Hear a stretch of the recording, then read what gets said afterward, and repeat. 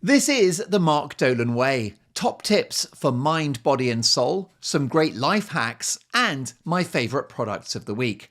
This show is available on all podcast platforms, or you can watch it. Just subscribe to the Mark Dolan Way on YouTube and join the Facebook group. Enjoy.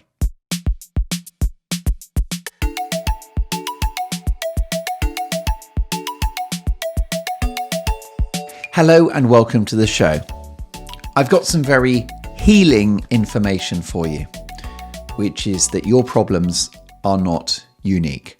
So whatever you're going through, however cataclysmic they feel, human beings all suffer, always have done, always will. There is always pain. It doesn't mean that you've done something wrong. It is life. And it's terribly important not to overinterpret when things are not working out. It's just a human sign. It means that life is happening and you're being tested. And it really helps because if you think about it, you go around and you look at social media and everyone seems very happy, don't they? They've got amazing lives, wearing amazing clothes with amazing physical bodies. Isn't it? Everyone's gorgeous. Everyone's rich and successful on social media, on Instagram. And then you are feeling a little less glamorous, less successful, less rich, less slim and lean and muscly. But the bottom line is that everyone is suffering. Even the guy who you see driving along in a Porsche, okay? He's wearing his Ray-Bans. All is good with the world. And you're like, he's got his act together. Except what you don't know is what is going on inside his head. And what could be inside his head is that he wants to wrap that Porsche around the next available lamp post. Because he too, Mr. Porsche man, is suffering. So life is hard, but your problems are not unique. So here we are. How are things? It's great to see you. I've missed you. It's been a week. Lots to talk about. I hope life is well with you, with its usual bumps and scrapes. I've been working on sleep this week because I just do realize it's everything, isn't it? I think sleep is number one. I'm not the expert, but I'm going to put sleep over nutrition. I think now it's the key metric, the key mechanism. Trying to get, well, the trick, isn't it, is never to have an alarm clock, to wake up naturally. I woke my son up yesterday to go to school and he was snoring. You don't want to be woken up in the middle of a deep sleep. I think that's a really bad idea. You know, when the alarm goes off and you're like having a vivid dream and you don't know where you are when you wake up. What's going on? What day of the week is it? No. You ideally, and I know this is easier said than done, but ideally you want to wake up naturally. Maybe go and have a wee. Get back into bed and then just have another little sleep, you know? So let's imagine you wake up at 7. Okay, let's say you've got to be up and running. You've got to be out of bed and everything's got to be moving by, let's say 8 o'clock, right? In an ideal world, you would wake up at 6:37, having gone to bed early. In principle, ready for your day, right? Let's say 6:30, right? Let's say you went to bed at 10:30. You woke up at 6:30. That is 8 hours, isn't it? You're welcome. But what you do by going to bed early, if you can, and then waking up early is you have that wee, maybe even a glass of milk. You get back into bed and have another little snooze, okay? And if you don't sleep, you just lay there and rested. But what about that little top-up sleep, right? The extra half an hour from 6:30 to 7, and then you wake up at 7, having had the 30-minute top-up, and then bang, you are ready to go. Compare that to how it normally is for you, me, and everyone, which is you get to bed at midnight, 1 o'clock, 2 o'clock in the morning. You got to be up at 7, right? This is reality, isn't it? This is our lives. This is what happens. And you wake up in a deep sleep, the alarm goes off, and you chuck some coffee down, and away you go. And then you just spend the whole day a little bit overstretched, a bit tired. You got dark rings on around your eyes. You've got bags. You're sluggish. It's not great, is it? Why don't we prioritize our sleep? I have become much healthier in, let's say, the last 5 to 10 years. And the reason why is because I'm in my late 40s now. I'm 49.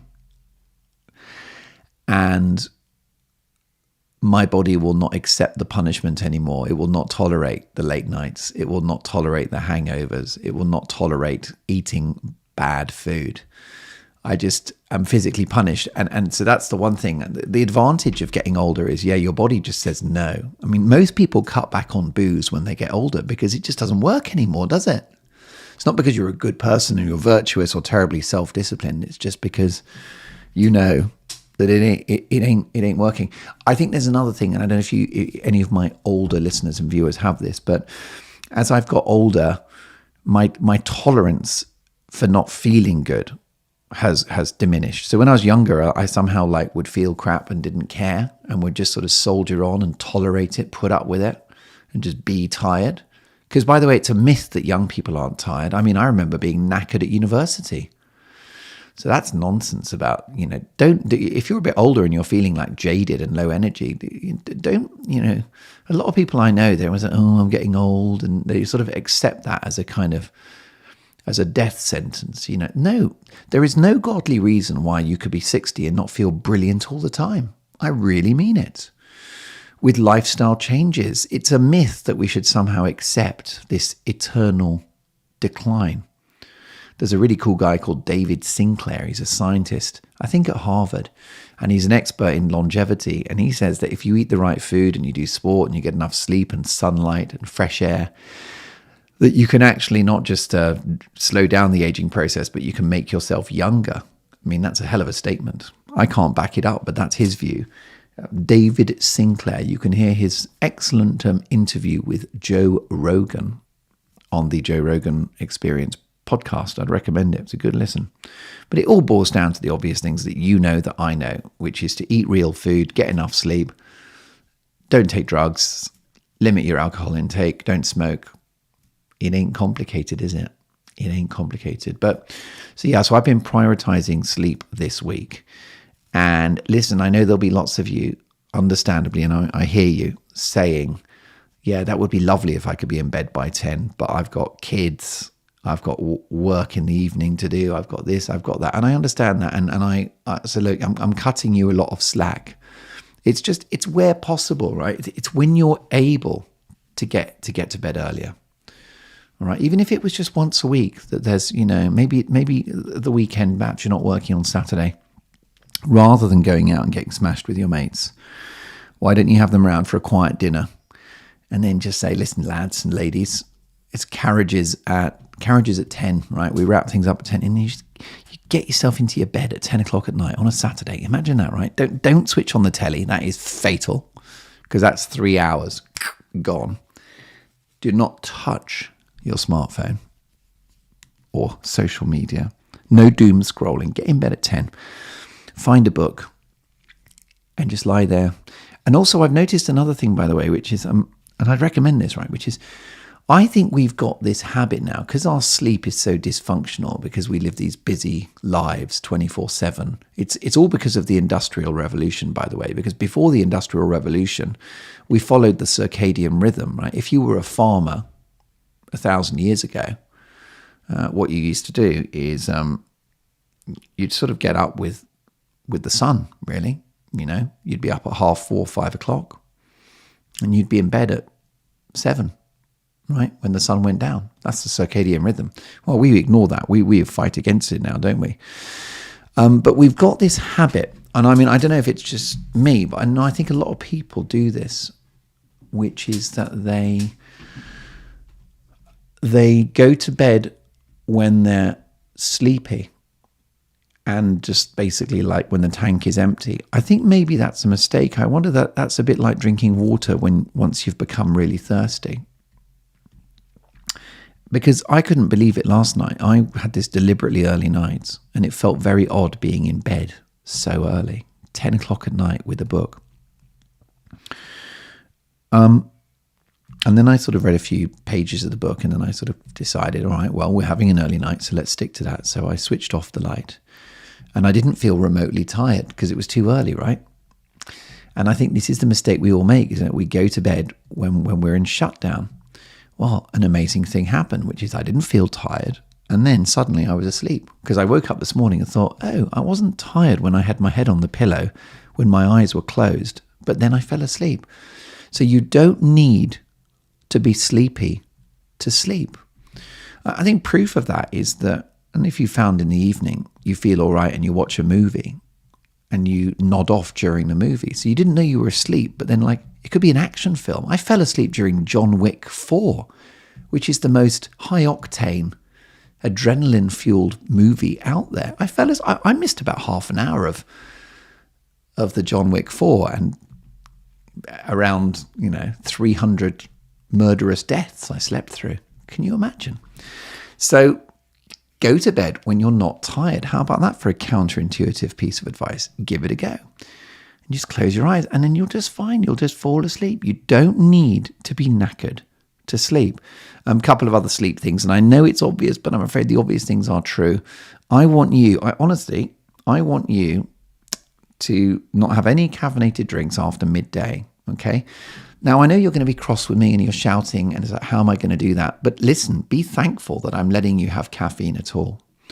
So you get your coffee in the morning, all right? Just that's when you need it. In the morning, you're going to boot up your metabolism. I do love it.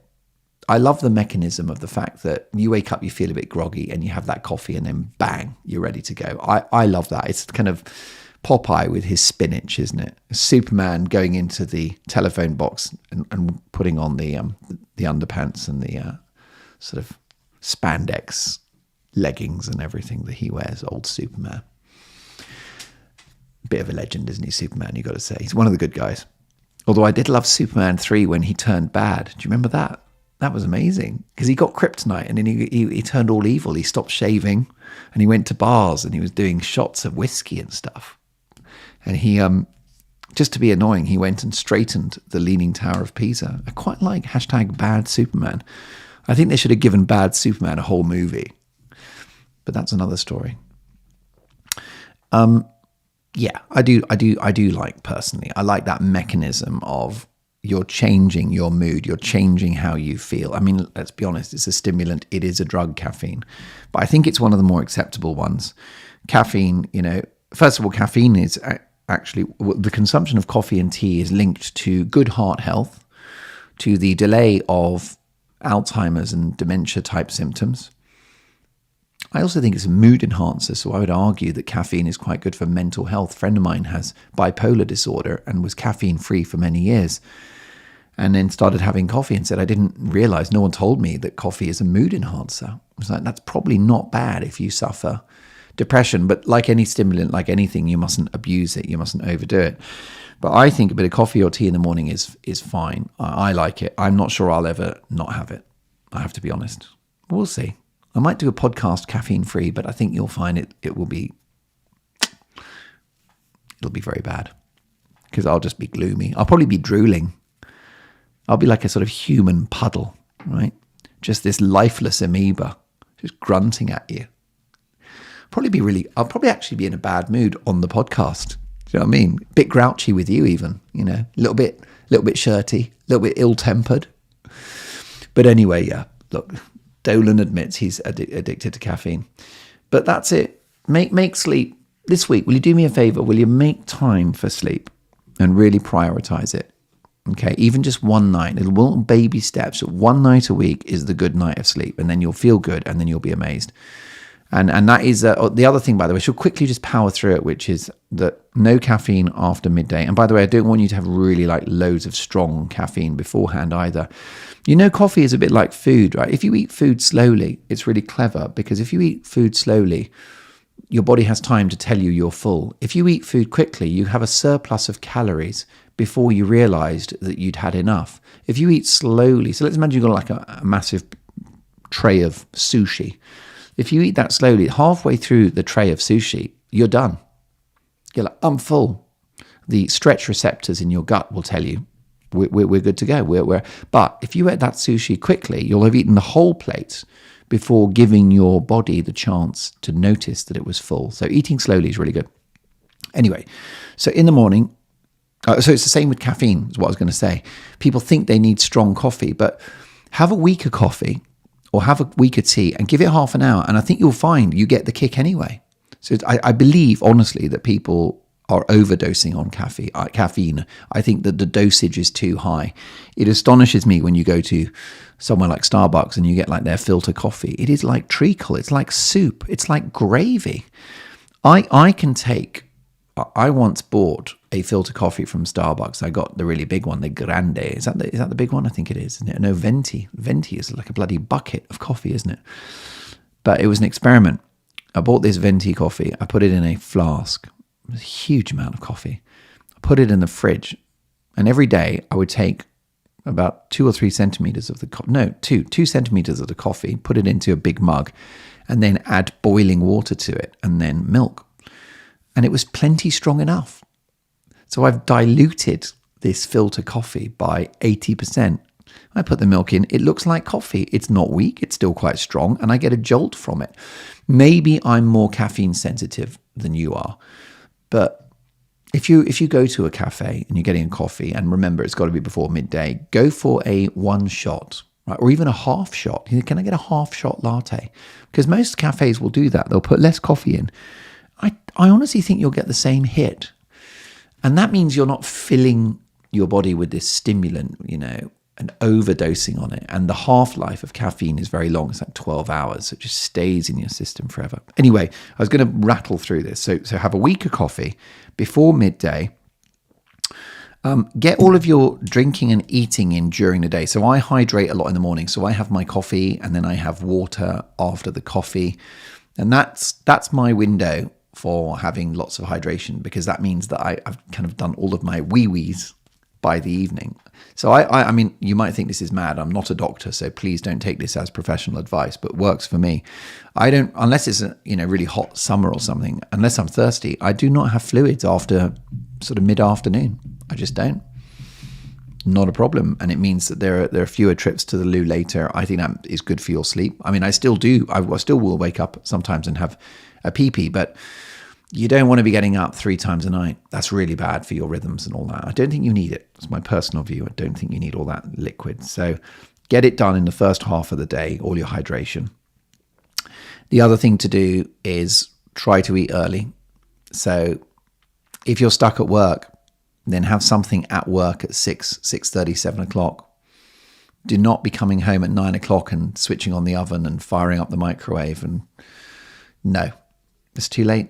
And then you go to bed, you've got all this food in your gut, your insulin is raised, and you're giving your body work to do when it's supposed to be winding down. Your tummy, you want the caffeine levels in your body to be really low by 9, 10 o'clock. You want there to be very little food in your gut, almost nothing, ideally. If you're worried about being hungry, just have a little shot of olive oil just before you go to bed, because that's just easy for your body to process and it will kill any hunger you might have. But you're best off going to bed, honestly, on an almost empty stomach. It's a beautiful thing. And you will wake up the next day feeling refreshed. And reading is good, by the way. May I recommend reading before you go to bed? And it doesn't matter what it is. I mean, clearly a newspaper is probably going to be quite triggering, but if that works for you. But any written material, there's something about the analog nature of looking at words, looking at a paper, looking at a book or whatever, hard copy, or even your Kindle, but we're not touching that smartphone. And that will be it. So there you go. Look, have some lovely sleep this week. I promise you, you're going to love it. Right, now let's talk about books, by the way. I'm terrible. I'm one of those people, I buy books and don't read them. Now, to my defense, I never buy new books. It's always secondhand, but I'll go into charity shops, which the Americans call thrift stores, or bootleg sales, whatever. No, is it car boot sales? But anyway, I've got an addiction to secondhand books, and I've got a weird criterion. I mean, obviously, I have to be interested in the author or the subject matter, absolutely. But I'm interested in the age of the book, like the aesthetics of it, the cover a little bit. I just find books very aesthetically beautiful. The smell of a book, and give a little sniff.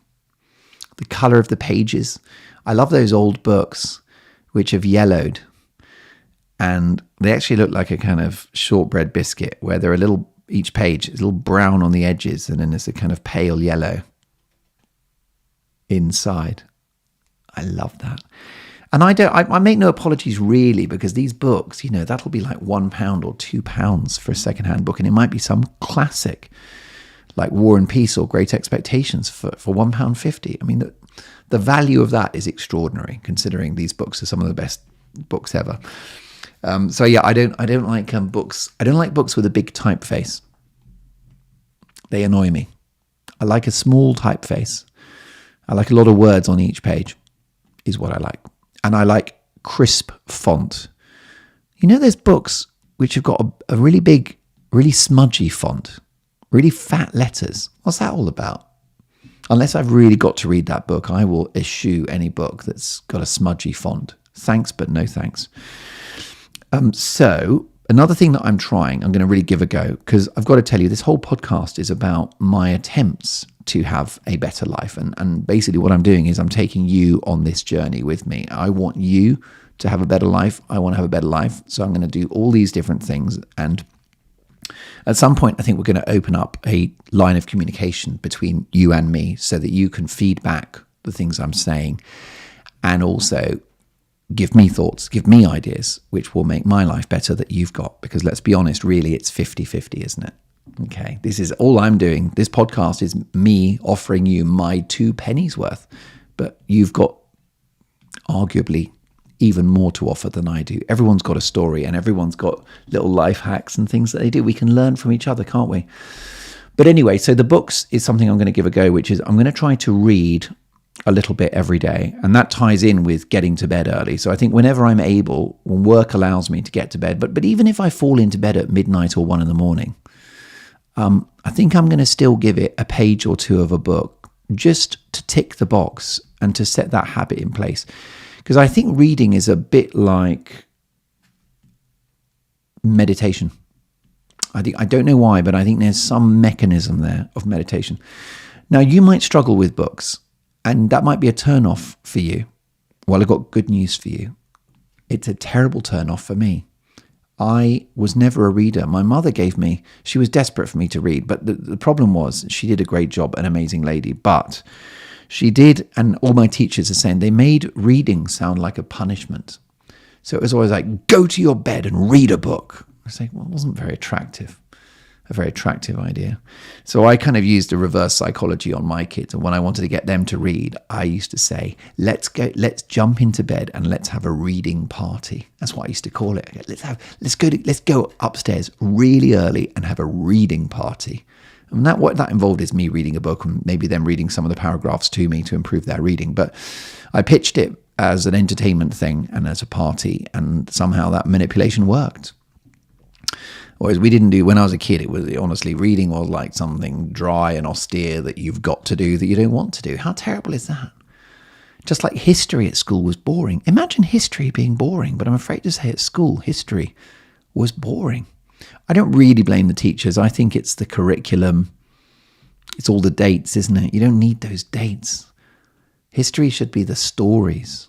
That's what it is, isn't it? History is a set of stories of the past. It should be told like stories. But there you go. So I think that, so you might struggle with the books, but it doesn't matter actually.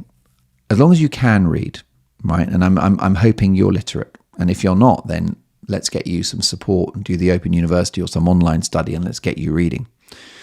But if you are lucky enough to be literate, don't worry about being a bad reader, right? Don't worry about being someone that reads slowly or that forgets the paragraph and has to start again.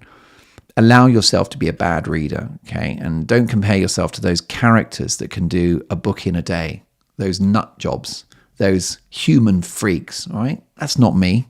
That may not be you. Don't worry about it. I mean, I think this is a true thing across the board with this show, is the message of, just do it. It doesn't have to be doing. I mean, do you remember that old thing, do bad work? If you've got some work to do, it is better if it's bad than if it doesn't happen at all. So make that the approach with your reading. Just, be a bad reader. And therefore, a paragraph is better than nothing. But see if you can get into the habit of it. I've also got another trick. Something that really puts people off reading is the thought that they're going to hate the book. And I completely understand that. It's very possible that 95% of all books are books that you wouldn't enjoy or wouldn't want to read. So how do you overcome that? Well, there's a couple of options. First of all, you can, if you've got a Kindle, that's great, because the Kindle, which is an e-reader, an electronic book, allows you to sample, and it will give you the first chapter or first couple of chapters. So that's not a bad shout. So if you're interested in a book and you've got a Kindle, then why don't you download a free sample? And if you like what you read, well, then you can download the whole book. If you're not a fan of e-readers, then here's an amazing trick.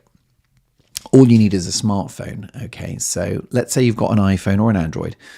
You can download the Kindle app on all devices, right? It's free. So you download the Kindle app. That means you don't need a Kindle device. It's just on your phone through the App Store or the Google Play or whatever it's called. You download this Kindle thing, and then you select the book, you download the sample, you read that, and if you like the book, then you go and buy the book. So that's perfect. So you didn't need an e-reader, but you've used that mechanism of having the app on your phone to sample a book. The other thing you can do, by the way, is go to an actual bookshop, which is a lovely experience anyway. It's nice to kind of browse bookshops, and you can just read the first page of each book in a shop and see if it grabs you.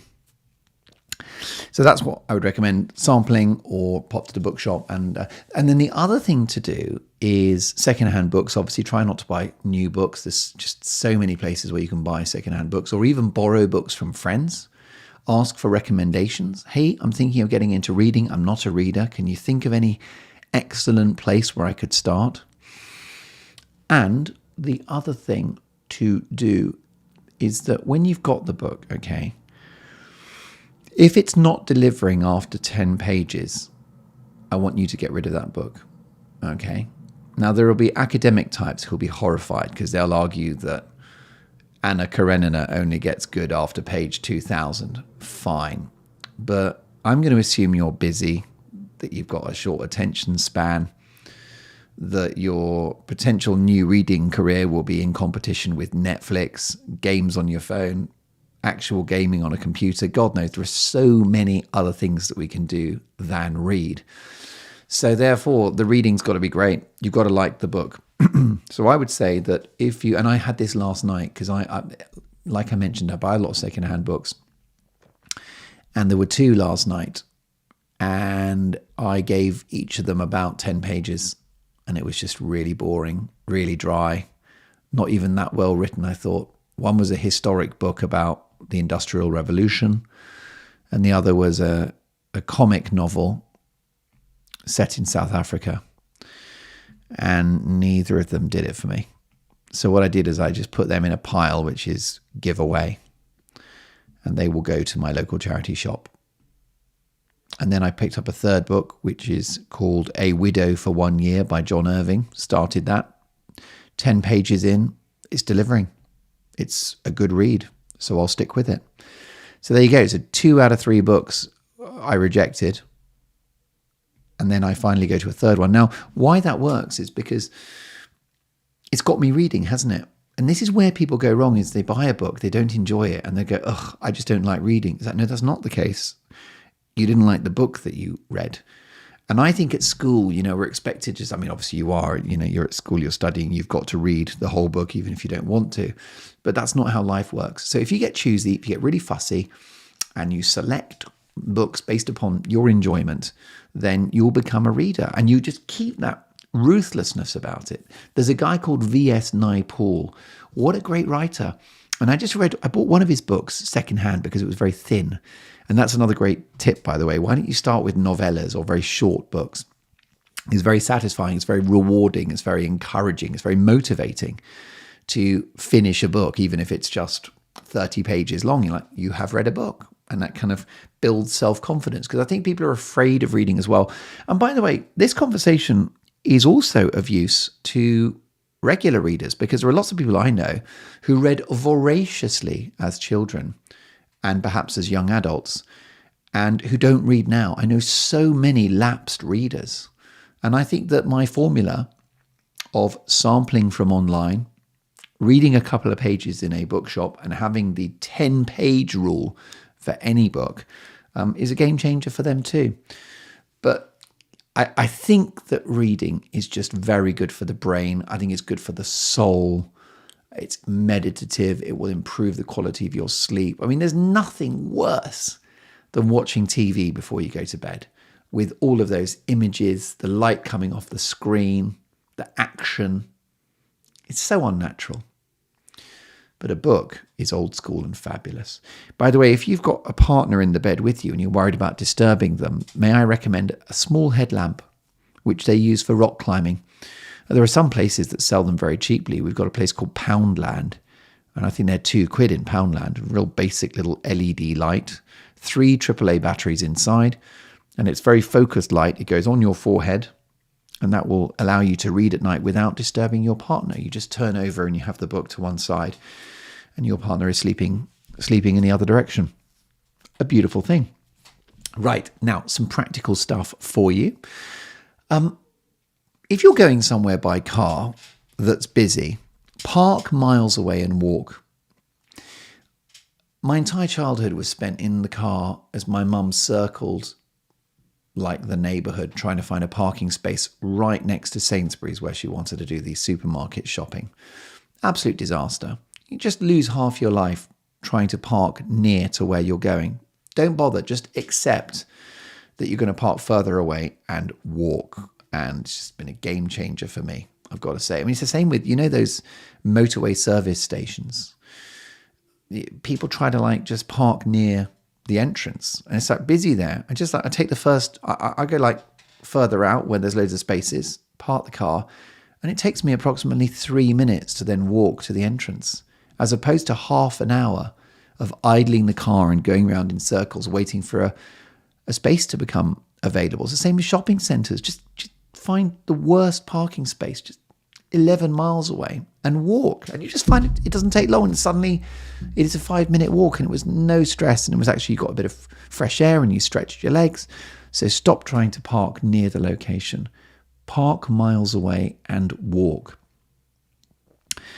As you know, I'm a big fan of restaurants. It's a lovely thing. Although I would argue, if you're under financial constraints, which I have been, and I'm delighted to say continue to be, then I do think it's the obvious thing to cut from your budget is the eating out thing. It's just crazy, isn't it? I found that after the pandemic that we'd had 2 years of not going out, and then you kind of sit down in a restaurant and you look at the prices and it's like, oh my God, you want 20 quid for a burger? Are you mad? Are you mad? So I definitely got out of the habit of hospitality during the pandemic. But occasionally it's nice as a treat, isn't it? And I think that's how I like to roll. That's how I do it. You kind of look forward to it, put it in the diary, get right. 2 weeks on Tuesday, we are going out and we're going to have dinner and it's going to be lovely. I've got a great trick, and this is insane, which is that when you arrive in a restaurant or a pub that does food and you sit down at your table and you're going to order food, if there are people at the table next to you who leave and there's food on their plates, take that food. Now, you may consider me to be a monster with this advice. Restaurant owners will not be happy. The pub landlord will kill you, but rules are there to be broken. So you wait for the people on the other table to leave, make sure they've completely gone. And then before the waiter or waitress cleans up, you're like, I'm having a couple of those spring rolls. Look, they didn't finish the spring rolls. What I'm not going to do is I'm not going to eat food that they're halfway through. So I'm not going to have a burger that's got teeth marks in it. I'm not going to do that. Okay. I'm not mad. But if there are some chips in a little side bowl that haven't been touched or have only been half touched, right? There's no saliva on them. Grab those chips. And it doesn't matter what the food is, but as long as it's in its original format and it hasn't received contact with the owner's mouth, I love to grab food from tables where that hasn't been cleaned up. It's just a beautiful thing. It's like the ultimate starter, isn't it? Now, let me say it's naughty. It's not allowed. It's bad. I'm a bad person. I'm a terrible human being. But if you see the opportunity, give it a whirl. And by the way, I'm going to defend this. And I'm going to say that this is against food waste. So really, you're saving the planet. I think what would be obnoxious is if you took food from other people's plates who had left and then you didn't order any food. That is stealing. The way I justify it is that I'll be ordering a full meal anyway, but I've noticed that 2 sausages are on that plate, intact, untouched. I'm going to eat those sausages. I've done it actually hotel breakfast with a piece of bacon on someone else's plate, or their toast, some of their butter, the jam. What's not to like? Knock yourself out. Go, go, go. You're welcome. Now, what else have I got for you? Yeah, when you're in the restaurant, I love to be courteous to the staff. We've talked about this before. Find out what they're called. Tell them your name as well. Make eye contact when you put your order in. They are a human being. They've got a hard job. They work long hours. They work unusual and antisocial hours.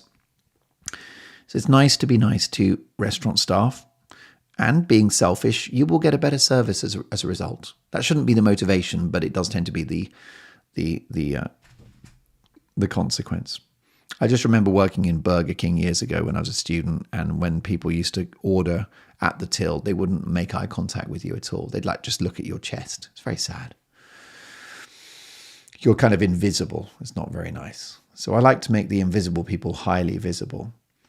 The other thing that I like to do is after the meal, I like to tidy up the plates. Now, again, it's quite controversial, but I just think it makes their life easier and it's not too much to ask. So I gather, let's say there are 4 of us, I'll gather the plates and I'll put them on top of each other. And then all the cutlery on the very top plate. And then it means they can just come along and grab them. I've even been known to kind of gather crumbs onto my hand and then shake the debris onto the plate as well. Just a little bit of a tidy up. Get the serviettes and the tissues in one place. If you blow your nose, take the tissue with you. Don't make them have to handle that. It's not very nice, is it? So yeah, I like to clean up the table at the end of a meal. NGL, that means not going to lie. It's the first letter of each word, one after the other. The other thing is, what does it say? Sit next to partner. Oh yeah, that's quite good. If you go to a restaurant and it's a loved one, or even a friend, frankly, but especially someone that you love, that you're romantically involved with, your partner, try to get, it's only 2 of you, right? But if it's not busy, say to the restaurant, do you mind if we have that big table over there, which would be for 4, right? So you get a table for 4, but only 2 of you use it. And you sit next to each other, right? Don't sit opposite each other. Now, I know opposite is nice because you gaze into each other's eyes. But I personally think it's even more romantic to sit next to your partner at dinner because they're next to you. And I just find it cozy. And it's easier to kiss, which is terribly important. I think you'll agree. And you're both looking out into the world next to each other. Don't know why. I just like to sit next to my partner for dinner. Try both. See which works better for you. It's less confrontational as well, isn't it? And you can, I don't know. You just it's the physical proximity. The other thing to do is, it says here, guest back losing out. What does that mean? What does that mean, guys? Can you help me here? Guest back losing out. Oh yeah, okay. If you have a guest, let's say you're meeting somebody that's going to give you a job, or someone you want to impress, or whatever it is, but you just want to make sure they have a really good time in this restaurant as your guest. Give them the seat which is against the wall, which is looking out onto the restaurant, okay? And give yourself the outside seat, which just looks at the wall. Let your guest have the view, okay? So what you're looking at is your guest and a wall. They're looking out at the whole restaurant. It's courteous. It's chivalrous. So actually, I would say, like, if a first date, I don't think you should sit next to them on the first date. That's a bit full on. That's a bit in your face. So if it's a first date, yeah, offer them the seat, which is, and also very often in a restaurant, you'll find the back seat, the seat at the wall, is going to be like a sofa type seat. It's going to be comfortably upholstered. And then the outer seat is going to be a chair. So let your guest have the comfortable sofa-y thing. And let yourself have the hard, wooden, unforgiving chair. And that will be appreciated. Just a nice thing to do. So I always offer my guests, friends, I give them the chair that looks out on the restaurant. When you go to a restaurant, ask for a table that you actually want, because very often in a restaurant they will sort of just guide you to some really crappy table next to the toilets where you can hear the sort of flushing and people pissing and all the rest of it, you know what I mean, doing their ablutions, clearing their throat, blowing their nose. It's horrible, isn't it? Or you get you get a table right at the door. Every time it opens, an Arctic wind pierces you. Horrific, right? Hurricane conditions as you make your way through the French onion soup. Welcome to hell. And people arriving, guests arriving, taking their coats off, brushing their coat against you, waving their arse in your face. Disgusting. Thanks, but no thanks. Take a hike, loser. But it mystifies me that restaurants try to guide you always to the rubbish table, especially if you're on your own. I mean, if you're on your own, you're treated like a serial killer, aren't you, really? You are just the worst of the worst. Your status is zero as a single diner and a guest. You know, I when I do stand-up, I'm in obscure cities away from home and I have no choice but to eat on my own. Yeah, they don't like it. They find it creepy. And you do get the worst, crappiest table when you're on your own. But even if it's a couple, I find it, the only people that get good tables is like 4 or 6 people, a big old group, and then suddenly they roll out the red carpet. But what I want you to do is I want you to assert your rights, okay? This is important to me. You're spending good money going out. So just say to them, they'll offer you a table. Go, can we have a look? And just say, can we have that table by the window, please? Sometimes they'll say that table's reserved, and I'll negotiate and I'll say, well, listen, it's currently 6:00. We're going to the cinema. We'll be out of here by 7. I can guarantee you we will vacate the table at 7. You negotiate. And they go, well, yeah, well, that's fine, because actually the reservation is 7:15. So if you're out by 7, no problem. And then you get the good table. So push for the table you want. Tell them what time you'll be done with the table. Sometimes if I dine alone, I choose a nice table, which is maybe a table for 4, but I want to spread out. Maybe I've got my laptop, I want to do some work, I'm preparing, which does happen sometimes. I'll say to them, can I have that nice big table? And if you get busy, I'll move. Again, you're negotiating with them. Now, why are you going to negotiate? Well, because they're lucky to have you, okay?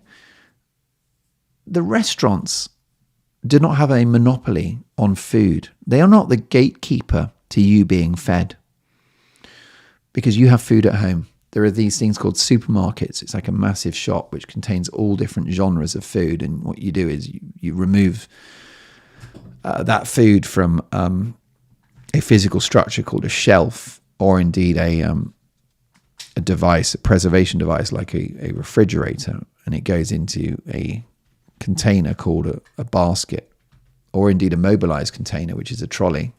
And then you pay at the till, you hand over your money, and then in bags you carry that food home. It is a supermarket. It's tried and tested. It works.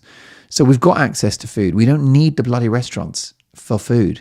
But I often find the way they behave, the way they treat people is like, you're so lucky to be there or something. It's like, no, I've got amazing food at home in the fridge. So I'm here for the experience. I'm here for the good table. I'm here for great service. The other thing I like to do is when I order food, I like to order food that I couldn't really make at home. So I think Thai, Indian, I think that kind of stuff is great. It slightly irritates me to go to a steakhouse and just have like a sirloin steak. It is within my gift to make a sirloin steak at home, and it will be a fraction of the price. But please assert your rights when you go out for dinner. Now, how are we doing? Listen, I think we've done quite well here. Yeah, we've had lots of chat, haven't we? I mean, there's so many more things I could talk to you about. I really could. But shall I give you... Yeah, I think it's a dilemma now what to leave you with, because I do want to I want to leave you with some fabulous, gorgeous thing, some scrumptious. Yeah, here we go. If you're doing something in life and it's not going well, don't panic and just plow on with it. Okay. So for example, let's imagine you're a diver and you're attempting this rather fancy dive. Your body's flying through the air. At that point, it's not in the direction it's supposed to be. You don't panic. You just puff your chest out, you own it, you style it out. We're going to finish this dive and we're going to penetrate the water somehow. What you can't do is when you dive and you basically wimp out, you bottle it. You freak out halfway through the dive. You're more likely to get injured then because there's this sort of panic mid-dive. You're not owning it. You're not styling it out. You didn't puff your chest out. It's the same with an exam, right? My son did an exam recently and I said, if you get a difficult question, or indeed several difficult questions, if the paper's going badly, don't panic, just power through it. You're like, you know what? This is a tough paper. I'm struggling with all these questions, right? If you panic and wobble, then you're not going to get any marks. In fact, you're not even going to get the easy marks to the questions to which you knew the answer because you've allowed a few tricky problems to throw you and you've messed up the whole thing. And it's actually not the exam, it's your emotional reaction to the exam. So if the exam's not going well, you're like, I cannot answer any of these questions. You know what you do? You take a deep breath and you just friggin' answer them anyway. Give it your best shot. Just get some words down. Okay, and it's the same with everything. So I was performing in a national stand-up competition called So You Think You're Funny. It was a great opportunity, and I did a couple of heats, like lower, you do these rounds, you've got to get through the rounds. The first one was fine, the second one went well. And then I got to the semi-final, which was up in Edinburgh. What an opportunity, the Edinburgh Festival. Semi-final of a national stand-up competition. And my chances were very low at this point because I was very new to stand-up. I can't really say that I had much of an act, really. I'd cobbled something together. So I did this gig, the semi-final. Well, you wouldn't believe it. I absolutely smashed it. It just, all the stars aligned and I owned it and people were screaming with laughter. It couldn't have gone better. Semi-final. Job done, right? The judge came out and said the answer, the winner, I think you all know, it had to be Mark Dolan. Wow. Right, so I've won the semi-final. I get to the final. At this point, right, this is in the Edinburgh Festival. It's the end of the Edinburgh Festival. It's in a massive theatre. It's the finest comedians, 10 of us maybe. You've got judges from the TV industry, agents, management, journalists, publicists, PRs, you name it. The good and the great of the entertainment world. Now, don't forget, I'm a young man. I'm at the beginning of my career. I want to be an entertainer. I want to be a broadcaster. I want to be a comedian. This is it. This is it. So the comedians, they start going on, they do their thing, and it's time for me to do my set. And remember, in all the rounds, and especially the semi-final, it's gone well. I've not had a bad gig. Obviously, by definition, I wouldn't be in the final if I had. So I just do exactly what I did before. And what's very awkward is that one of the comedians about 15 minutes before I went on did a joke very similar at the beginning. And of course, I'm inexperienced, right? I haven't got time to change what I'm doing at this stage. No chance. You just got to this is what I've got. This is the act as it is. So this other comedian got a good laugh from a similar type joke, right? And of course, it was parallel thinking. He hadn't nicked my material, I hadn't nicked his, but it just was, it had two, it unfortunate echoes of, because comedians can't, if you watch a comedian within their own performance, a lot of comedians will get rid of jokes which are too similar to other jokes because they cancel each other out. They kind of cannibalize each other, which is not good. So let me tell you that the first joke, which by the way was a good joke, which always got a laugh and it got me onto a strong position, they didn't really laugh because they'd kind of had a joke a bit like that 15 minutes ago. So my first joke's not strong. Oh my God. And I don't get the laugh, and then there's no momentum. And then I get into the next jokes, which aren't as good as the first one, and they're not laughing at them because they're less good than the first one, which they didn't laugh at. We are on the slippery slope now. I'm not making this up, by the way. I'm not exaggerating.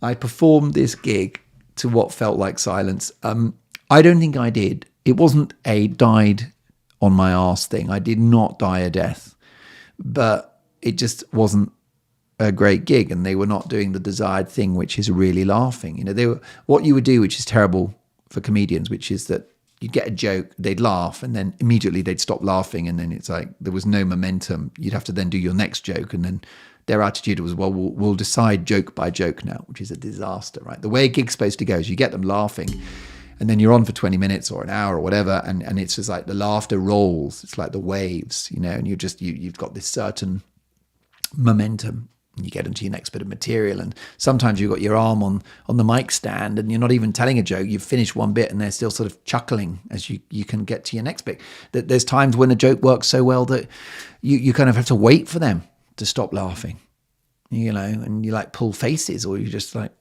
chill out until they've settled and then on to your next bit. Well, this did not happen at the final of So You Think You're Funny.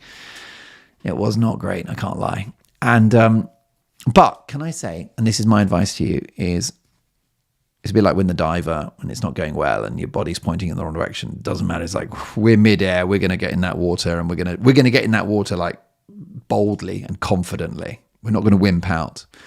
Or it's the same with that gig. So I couldn't believe, and I'm on stage and I'm thinking to myself, this is the most important gig of your life. It could be career defining.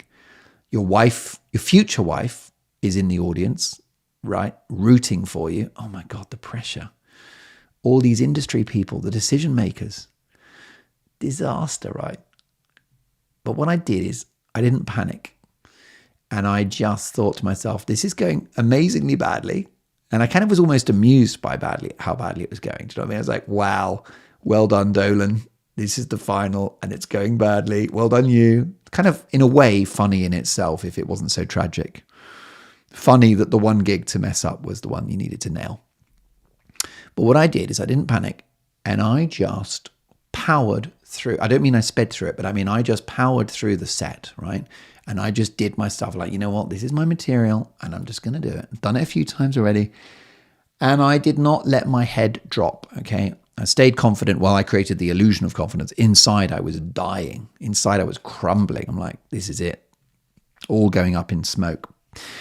But on stage, I held it together, okay? And I did not allow the problems, the failure, them not laughing to influence what I was doing. It would be a bit like, imagine if you're doing the marathon and it starts snowing, or you got hail bashing in your face, right? You got two options. You sort of either stop and take shelter, or you just kind of go, well, there you go. I've got hail now. I've got snow. I've got blizzard conditions, and you just crack on with it. You just plow through the blizzard, through the snow. And the other thing I like to do, which again is quite useful for you if let's say you're doing a presentation at work or whatever, is the worse it's going, right? You should adopt the opposite emotion, which is to kind of pretend it's going really well. I have that trick, by the way. Sometimes you get quiet audiences. All audiences are lovely, but sometimes they can be a bit quiet. It can be a bit quite hard work. And what I do with them, I sort of smile and relax and just go, you guys are great. I'm having so much fun tonight. Right now, actually, any comedian will tell you, it's like, no, they're just a crap crowd and it's like bloody pulling teeth. But I don't tell them that. I go the other way and go, it's so fun, man. You guys are great. And I don't know, it seems to work. It's reverse psychology. And then they kind of think, oh, are we? Oh, that's good. And they can then open up a little bit. When comedians go, you guys are a bit quiet, or you're a bit rubbish, or you didn't like that joke, that is a disaster. So with this gig, I'm kind of just cracking on with it and kind of pretending it's going fine. And it's not going fine. It is not. I promise you. The other acts got like lots of laughs and stuff and cheer, and it was mediocre. And it was proved at the end. I walked off. I knew for a fact I was not going to win this thing. I didn't even place, right? I didn't get second. I didn't get third place. I got nothing, right? It did not. It did not. The stars did not align that night as they did in the semi-final. But I held it together. I didn't collapse. Do you know what I mean? I didn't panic. I didn't collapse. I kept my dignity and I gave it my best shot.